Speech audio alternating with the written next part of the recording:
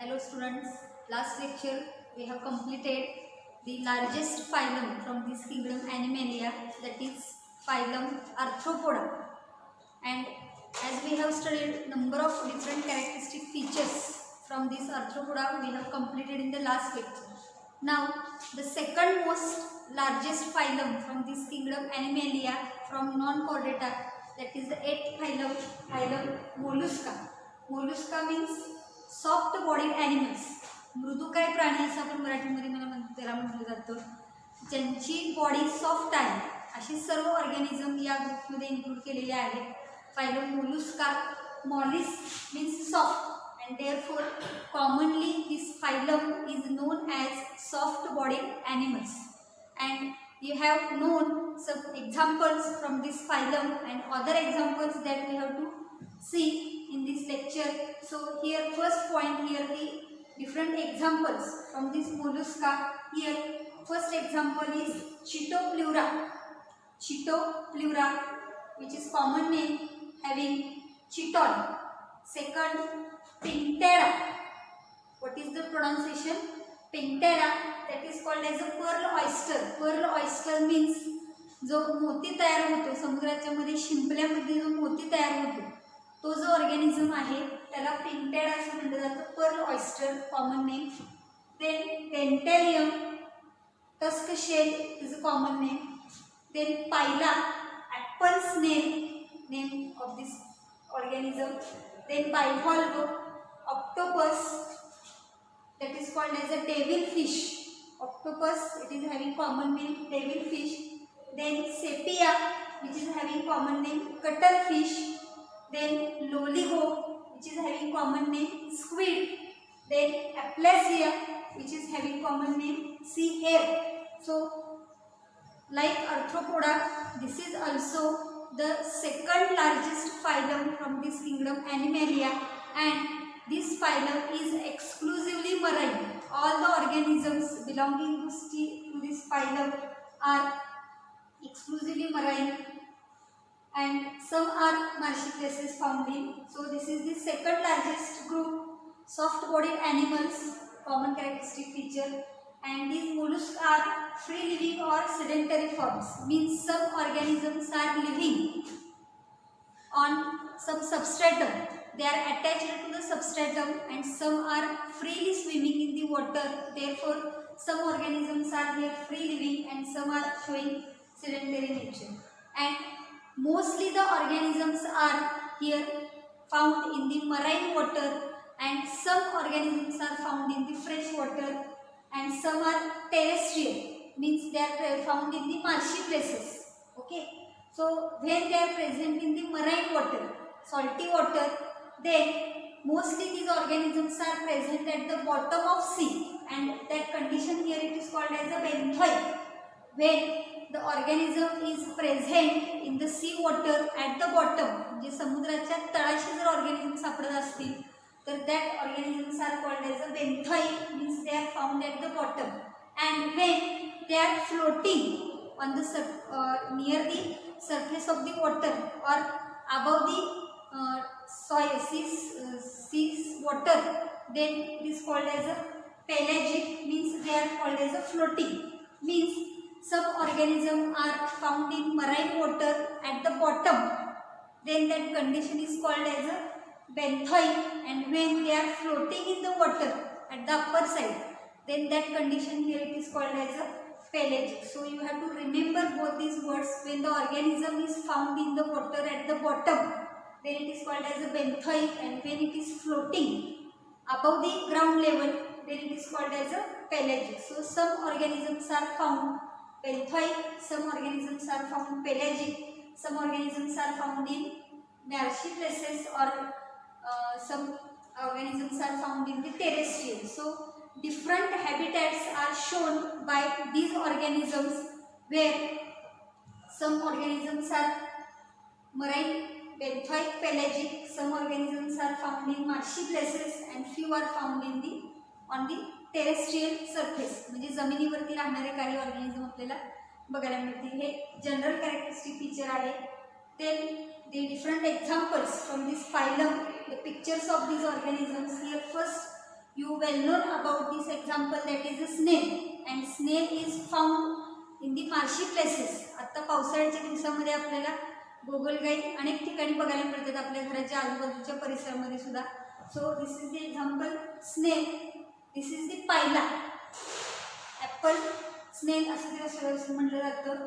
So शंख शिंपल्यामधले जे प्राणी आपण म्हणतो समुद्रामध्ये आढळतात त्यामधला हा पायला आहे. त्यानंतर हा युनिओ आहे, हा डेंटॅलियम आहे, ही शेल आहे वरती आणि आतमध्ये ऑर्गॅनिझम असतो. हा चिटॉन, चिटोप्ल्युरा असं म्हटलं जातं. आणि this organism is a sepia.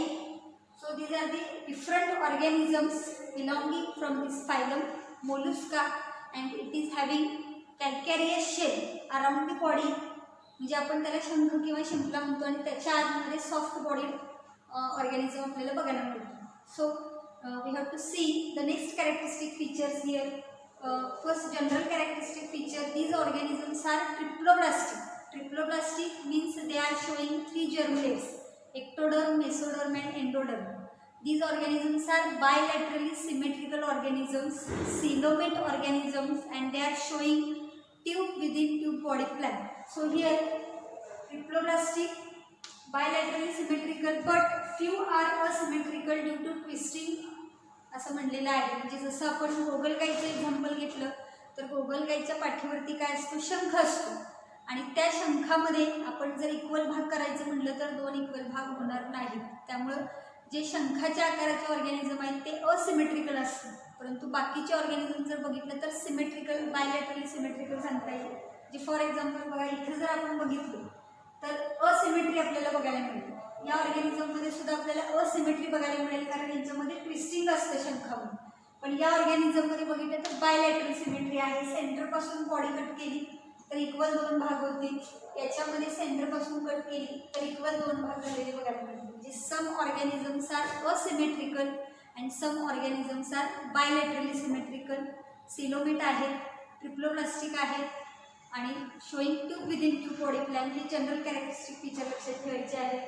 त्यानंतर body division, as we have seen in Arthropoda. Arthropoda last phylum we have completed. In that body divisions are 3: head, thorax and abdomen. तसं या फायलममध्ये जर बॉडी डिव्हिजन्स आपण बघितलं तर there are also 3 body parts: head, foot and visceral mass. So here in this phylum 3 body divisions are present: head, foot and visceral mass. And the visceral mass is enclosed in a thick muscular fold of skin or fold of body wall, and that is called as a mantle. So head and foot we know, डोकं आणि पाय आपण त्याला म्हणणार आहे. Visceral मास म्हणजे काय की जी मधली बॉडी आहे म्हणजे डोकं आणि पाय याच्यामधला जो भाग आहे सगळा तो ऑर्गॅनिझमच्या बॉडीचा त्याला विसेरल मास म्हटलं जातं. And that visceral mass is enclosed in a fold of skin or fold of body wall, and that structure here it is called as a mantle. म्हणजे जो विसेरल मास आहे तो विसेरल मास काय झालेला असतो, एका थिन फोल्ड ऑफ स्किन किंवा thin fold of body वॉलच्या आतमध्ये इन्क्लूड झालेला असतो आणि त्या बॉडी वॉलच्या फोल्ड काय म्हटलं जातं, मॅन्टल म्हटलं जातं. And this mantle is secreting calcareous shell. The shell that is called as a कवच, मराठी त्याला आपण कवच म्हणतो बॉडीच्या वरचं. That shell is formed from the calcium carbonate and therefore it is called as a calcareous shell. So this mantle, that is fold of body wall, is secreting hard calcareous shell around the body of that organism. The shell may be external or internal or absent. Some organisms are showing shell on the external body surface, some organisms are showing shell on the internal body surface, or in some cases it is absent. So both these points are important characteristic feature, that the visceral mass is enclosed with a thin fold of body wall that is called as a mantle, and this mantle is secreting calcareous shell. Maximum it is present on the outer surface, so external calcareous shell is present, but some organisms are showing internal or maybe absent. Okay. Next here, mollusks feed on plants and animal matter. Means both plants and animal matter can be eaten by these mollusks. So they are having food habit. They are eating plant material as well as animal material. Okay. Now next characteristic feature here, digestive system is complete. As we have seen, tube within tube body plan is present, and therefore mouth as a separate opening, anus as a separate opening is present in the digestive system, and this digestive system it is called as a complete digestive system. Okay.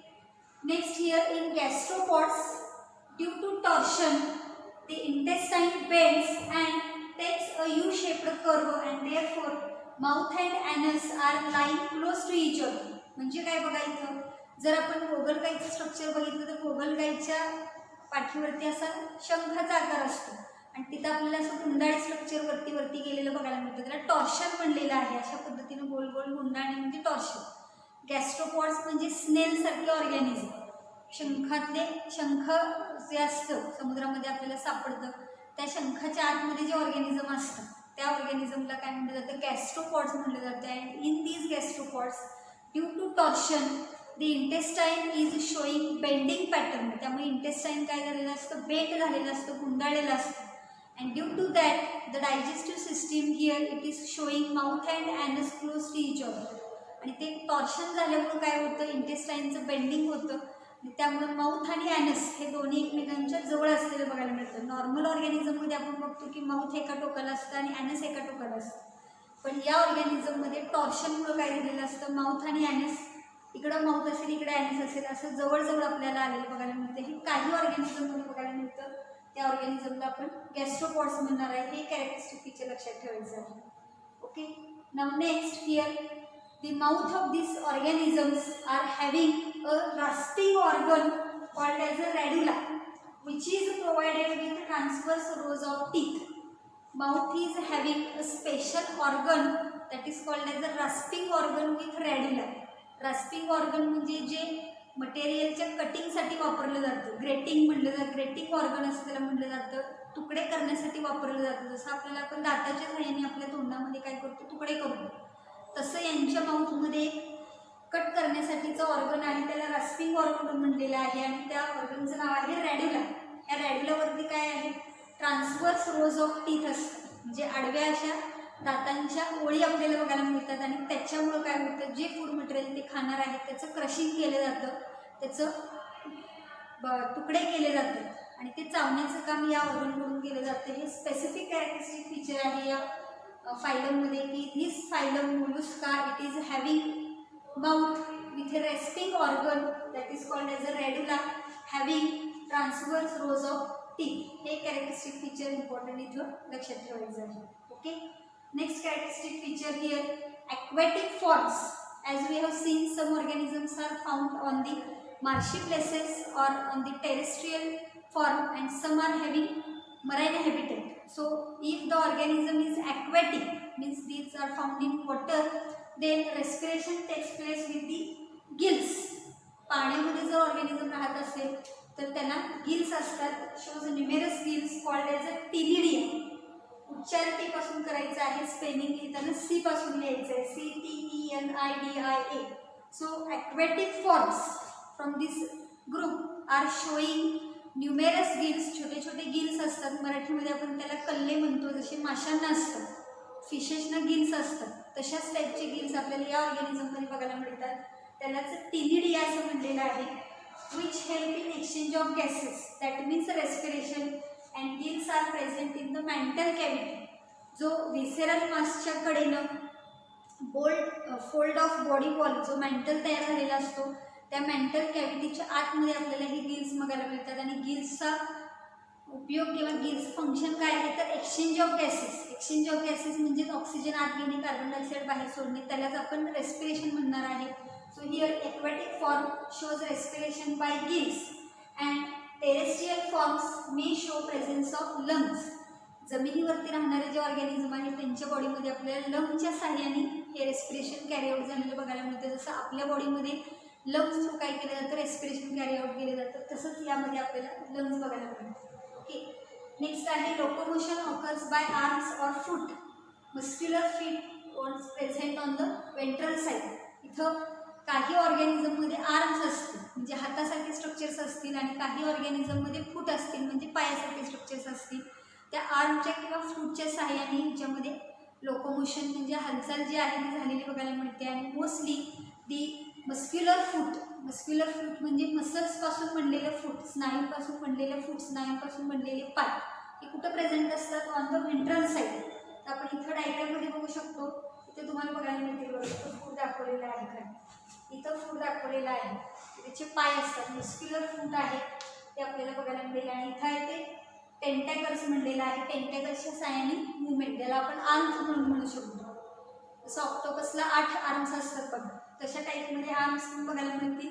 आणि काही ठिकाणी आपल्याला असे फूट structure बघायला मिळेल, जे ventral सरफेसला म्हणजे खालच्या बाजूला आपल्याला हे फूट असलेलं बघायला मिळेल. याच्या साहाय्याने लोकोमोशन कॅरी आउट करायला बघायला मिळेल. Next characteristic feature here, circulatory system is open type. As we have seen, the phylum Annelida is showing closed circulatory system, and last phylum we have studied, that is phylum Arthropoda, it is showing open type of circulatory system. Likewise here the phylum Mollusca is showing open type of circulatory system, means blood flows through open sinuses. But exception is there, one organism, that is Sepia, it is showing closed type of circulation. फक्त sepia नावाचा एक organism आहे, याच phylum मधला आहे, Mollusca मधला, परंतु त्याच्यामध्ये आपल्याला क्लोज्ड सर्क्युलेटरी सिस्टीम बघायला मिळते. म्हणजे या ऑर्गॅनिझममध्ये ब्लड कशातून फ्लो होतं? क्लोज्ड पाईपलाईन स्ट्रक्चरमधून फ्लो होतं. त्यामुळे हे एक्सेप्शन आहे, ते लक्षात ठेवायचं आहे. And blood of this organisms is contain a copper containing blue coloured pigment, that is haemocyanin. आपल्या बॉडीमध्ये रक्त कुठल्या रंगाचं असतं? लाल रंगाचं असतं. Why our blood is red in colour? Because our blood is having iron containing blood pigment, that is haemoglobin. आपल्या बॉडीमध्ये काय आहे? आयर्न कंटेनिंग हिमोग्लोबिन आहे. तसं यांच्या बॉडीमध्ये काय आहे? Copper containing blue coloured pigment असतो, त्याला काय म्हणलेलं आहे? हिमोसायनिन म्हणलेलं आहे. जसं आपल्या बॉडीमध्ये हिमोग्लोबिन असतो, तसं यांच्या बॉडीमध्ये काय असतं? हिमोसायनिन असतं. आपल्या बॉडीमधला ब्लडचा कलर रेड असतो, यांच्या बॉडीमधला ब्लडचा कलर हा ब्ल्यू असतो. आपल्या हिमोग्लोबिनमध्ये आयर्न पिगमेंट आपल्याला बघायला मिळतो, आयर्न कंपाऊंड बघायला मिळतो, तसं यांच्यामध्ये काय बघायला मिळतं? कॉपर. हा डिफरन्स आहे, ते लक्षात ठेवायचं आहे. Okay, so the phylum Mollusca is showing open type of circulation. Exception here is the Sepia organism is having closed system. Okay, next here excretion by kidneys. याच्यामध्ये थोडंसं किडनीसारखं स्ट्रक्चर तयार झालेलं बघायला मिळतं, ज्याच्यामधून एक्सक्रीशन कॅरी आउट केलं जातं. And these kidneys are also called as a organ of Bojanus. हे नाव पर्टिक्युलरली इथे लक्षात ठेवायचं आहे की फायलम मोलुस्कामध्ये आपल्याला काय बघायला मिळतं? एक्सक्रिटरी ऑर्गन म्हणून ऑर्गन ऑफ गोजनस असं बघायला मिळतं. जसं आपण मागच्या फायलममध्ये बघितलेलं होतं की एक्सक्रीशन कॅरी आउट होण्यासाठी ग्रीन ग्लँड्स किंवा माल्पिकेट टिब्युल्स इथं असलेले आपल्याला बघायला मिळतं. आर्थ्रोपोडामध्ये आपण बघितलेलं आहे. ॲनिलिडामध्ये बघितलं तर प्रोटोनेफ्रिडिया असतात किंवा कॅनॉल सिस्टीम आपल्याला बघायला मिळाली. त्याच्या अगोदर अस्कलमेंथिसमध्ये किंवा प्लेटिहेल्मिंथिसमध्ये सुद्धा आपण प्रोटोनेफ्रिडिया हे स्ट्रक्चर बघितलेलं होतं. प्रत्येक फायलममध्ये एक्सक्रिटरी ऑर्गन हा वेगवेगळा आहे आणि हे टिपिकल कॅरेक्टरिस्टिक फीचर त्या फायलमचं असल्यामुळे ते आपल्याला लक्षात ठेवायचं आहे. सो या फायलममध्ये एक्सक्रिटरी ऑर्गन म्हणून काय सांगता येईल आपल्याला? किडनीज आहे आणि that kidneys are called as a organ of Bojanus. Okay, next characteristic feature here, nervous system. Nervous system, it is formed by 3 pairs of ganglia. Nervous system is formed from 3 pairs of ganglia. First here the cerebral ganglia in head, second pedal ganglia in foot, and third visceral ganglia in visceral mass. As the body divisions are divided into 3 parts, head, foot and visceral mass, and therefore the nervous system is also showing 3 different pairs of the ganglion.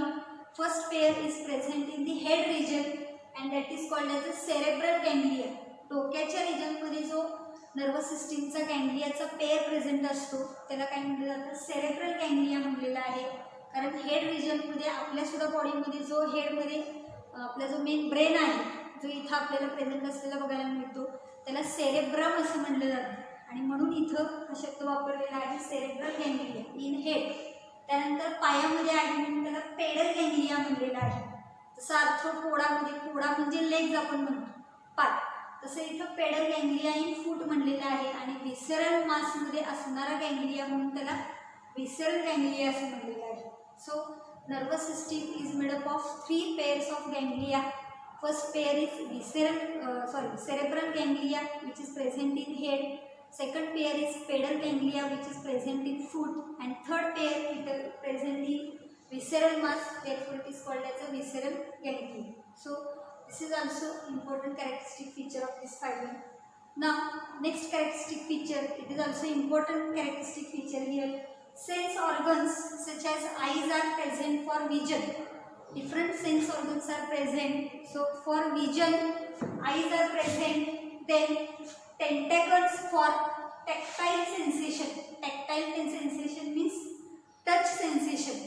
जसं गोगलगाईला अशी वरती 2 शिंगासारखी structure तुम्ही बघितलं असेल. गोगलगाईला नुसता touch जरी झाला तरी लगेच गोगलगाई स्वतःला काय करते, त्या शंखामध्ये आतमध्ये स्वतःची बॉडी आपसून घेते. हे तुम्ही बघितलेलं असेल. तर त्याचे जे टेंटॅकल्स असतात तर त्या टेंटॅकलमध्ये काय आहेत, काही सेन्स ऑर्गन प्रेझेंट असतात.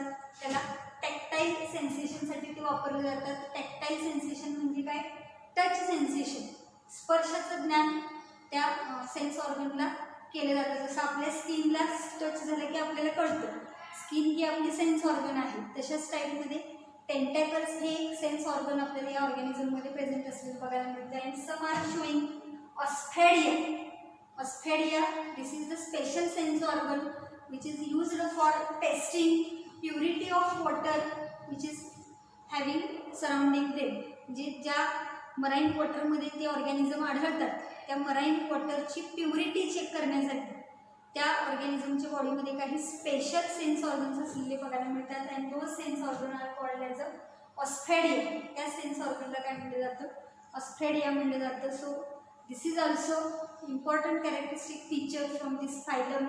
The different sense organs are present such as eyes for vision, tentacles for tactile sensation, that is a touch sensation, and osphadia for the testing of purity of water. So you have to remember this also important characteristic feature. Then sexes are generally separate, showing sexual dimorphism. As we have seen in the phylum Arthropoda, the dioecious condition is there, the sexual dimorphism is there. Likewise here also the organisms are separate, male organism is separate and female organism is separate, and the organisms are showing sexual dimorphism. By seeing external features we can identify which is the male organism and which is the female organism. That is called as a sexual dimorphism. Okay, next, animals are mostly oviparous, means the young ones are produced from the eggs. बाळांचा जन्म हा त्या पिलांचा जन्म हा अंड्यातून होतो. So oviparous. Development is direct or indirect. Direct development is there or indirect through larval stage the organisms are developed. So direct or indirect. And pearl oyster gives precious pearls that we know. जे खरोखर मोती असतात, जे खरेखुरे मोती आपण त्याला म्हणतो की जे हाय प्रेशियस असतात, खूप किमती असं आपल्याला ते बघायला मिळेल. And this pearls are formed from this pearl oyster. हा एक ऑर्गॅनिझम आहे पर्ल ऑयस्टर, त्याच्यापासून हे मोती तयार झालेले आपल्याला बघायला मिळतात. So this is the 8 number phylum Mollusca, and these are the different characteristic features of this phylum Mollusca we have completed in this lecture. In next lecture we have to study the next phylum. Till then, thank you.